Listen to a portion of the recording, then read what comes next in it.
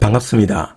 주식 탐구생활 전재인입니다. 이 영상을 녹화하는 날짜는 2021년 4월 3일 토요일자고요. 이번 시간에는 바이든 정부가 반도체 사업 분야에 500억 달러 투자를 발표했는데요. 반도체 관련주 중에서 오늘은 원익 IPS에 대해서 알아보는 시간을 갖도록 하겠습니다. 먼저 뉴스를 좀 살펴보면요. 바이든 정부가 2차 세계대전 이후에 최대 인프라 투자를 발표했다. 약 2조에서 2조 3천억 달러 규모다 이렇게 나왔습니다. 물론 의회를 통과해야지만 이것이 완성될 수 있겠습니다만 결국 조율이 조금 된다고 해도 대형 인프라 투자는 진행이 될 것으로 전망이 됩니다. 그 이유는 중국과의 경쟁에서 미국이 밀리지 않기 위해서라도 그렇고요. 지금 실질적으로 빈부의 격차가 너무 커져 있는 상황인데 이것을 조금이라도 좁히는 노력을 하지 않는다면 시간이 가면 갈수록 미국에는 더 큰 폭탄으로 다가올 수 있기 때문에 어떤 식으로든 이것을 진행하려고 할 가능성이 높기 때문입니다. 이번에 미국의 인프라 투자 계획안 중에서 우리가 눈여겨봐야 될 부분이 여러 가지가 있습니다만 반도체 제조업 쪽 이쪽에 500억 달러를 투자한다는 부분을 우리가 꼭 점검을 좀 해봐야 됩니다. 금주에 백악관이 발표한 내용 중에서 상당히 흥미로운 내용이 있었죠. 이 사진 속 인물이 제이크 설리번 백악관 국가안보 보좌관입니다. 이 제이크 설리번하고 브라이언 디스라고 해서 국가경제위원회 위원장이 반도체 자동차 기업 관계자들을 백악관으로 소집해서 지금 반도체 공급 부족 사태 해결책을 논의한다고 했어요. 날짜가 언제냐? 4월 12일입니다. 며칠 안 남았죠. 그 중에서도 우리나라의 삼성전자가 포함이 된다는 것이 역시 우리가 좀 주목해 봐야 되죠. 그러면 왜 반도체 차업계 소집회의를 하느냐? 최근에 수급 불안에 대한 요인을 점검을 해야 되겠죠. 차량용 반도체가 부족해서 지금 공장이 셧다운된 그런 위기도 있으니까요. 향후 반도체 공급 부족이 더 커지는 그런 현상이 나올 수도 있으니까 거기에 대한 위험 요인 점검도 이번에 논의가 될 것으로 보입니다. 은행들만 스트레스 테스트 하는 게 아니라 이 반도체 수급에 대해서도 스트레스 테스트를 진행할 걸로 보여요. 그리고 이런 것들 점검하면서 이제는 미국이 설계만 하는 게 아니라 직접 제조도 미국 내에서 하겠다는 겁니다. 역내 생산 능력 강화를 위한 얘기가 논의될 것으로 보여지고요. 또 부족한 부분은 해외 반도체 기업을 적극적으로 M&A 할 수 있는 그런 부분들을 또 논의를 할 것으로 보여집니다. 여기에 또 삼성전자를 비롯한 각 기업들에게 인센티브 정책을 피는 거죠. 신규 투자할 때 세제라든지 보조금 혜택도 주고 주변 인프라도 구축해주고 또 R&D 분야에 대한 투자라든지 인력 육성도 어떤 식으로 할 것인지 이런 인센티브 정책도 논의가 될 것으로 보여요. 그러면 그만큼 미국이 앞으로 반도체를 좌시하지 않겠다라는 거죠. 그러면 이제 우리는 여기에서 투자 힌트를 또 얻어야 될 겁니다. 올해 초 새해 업무 첫날에 이재용 삼성전자 부회장이 2030년 시스템 반도체 세계 1위 달성을 목표로 한 파운드리 사업 점검을 위해서 평택 제2공장을 방문했습니다. 새해 첫 업무를 평택 공장 방문으로 선택을 한 거예요. 자, 그런데 이때 함께한 이들이 누구냐? 원익 IPS 회장, 솔브레인 회장, PSK 부회장, 동진세미캠 부회장, 또 SMLL 코리아 대표 등이 참석을 했습니다. SMLL은 한국 지부니까 좀 제껴두고요. 미국의 삼성이 반도체 추가 투자를 한다 그러면 반드시 이 원익 IPS, 솔브레인, PSK, 동진세미캠을 눈여겨봐야 되겠죠. 왜냐하면 이번 평택 2공장 때 이 업체들이 협력업체로 선정돼서 필요한 소재, 장비, 부품들을 협력을 해서 평택 공장을 완성했기 때문에 시장에서도 관련 기업들을 계속해서 눈여겨볼 겁니다. 그 중에서 원익 IPS는 전공정 핵심인 메탈 CVD 장부를 국산화해서 SK 하이닉스에 이미 납품을 했고 저 평택 제2공장에도 이 장비가 납품된 것으로 전해지고 있습니다. 또 3D 랜드용 몰딩 장비도 삼성전자에 작년 초에 공급한 바도 있고요. 원익 IPS의 파운드리형 장비 매출 추이를 보시면 2018년에는 확 쪼그라들었다가 2019년부터 회복하기 시작해서 작년부터 저 CVD 장비가 개발되고 납품되면서 큰 폭으로 증가하기 시작했습니다. 전체 매출의 16% 수준까지 지금 올라와 있는데요. 약 1,500억 정도 매출을 지금 차지하는 것으로 보여집니다. 원익 IPS의 분기 및 연간 실적 전망 한번 보시면 작년도 4Q에는 조금 실적이 부진했습니다. 영업이익도 적자로 돌아섰고요.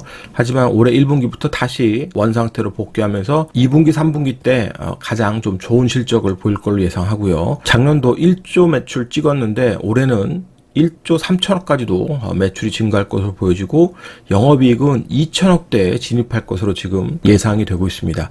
만약에 영업이익이 2천억대 진입한다 그러면 지금 시가총액이 2조 7천억 정도 되는데 비싸다고 얘기할 수는 없겠죠. 충분히 추가 상승에 대한 기대감이 시장에 전해질 수 있습니다. 물론 그런 전제 조건들이 필요하겠죠. 미국에 삼성전자가 투자가 된다는 거, 그런 기대감들이 계속 살아있다면 원익 IPS 주가 흐름은 긍정적 흐름을 보일 가능성이 많아지는 겁니다. 그래서 최근 수급도 좋았고요.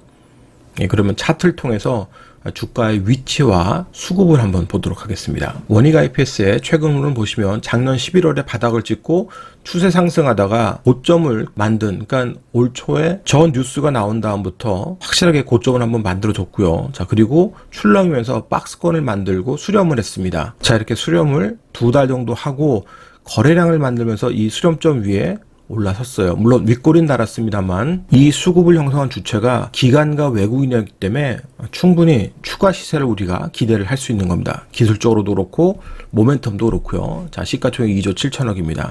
그럼 최근 수급의 흐름을 보세요. 기관이 계속해서 핸들링하고 있는데 이틀 연속 외국인 물량도 제법 짭짤하게 들어왔습니다.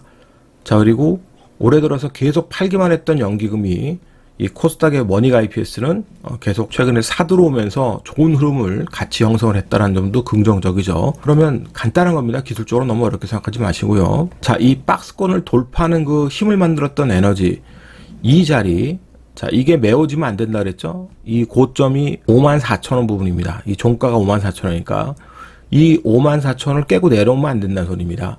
이 54,000원을 깨고 내려오면 이 58,000원이 당분간 또 고점으로 작용을 하면서 기술적 저항을 받게 되는 거예요. 하지만 이 자리에 오지 않고 잠깐 장중에 살짝 내렸다가 꼬리 달고 올라가면 상관없죠.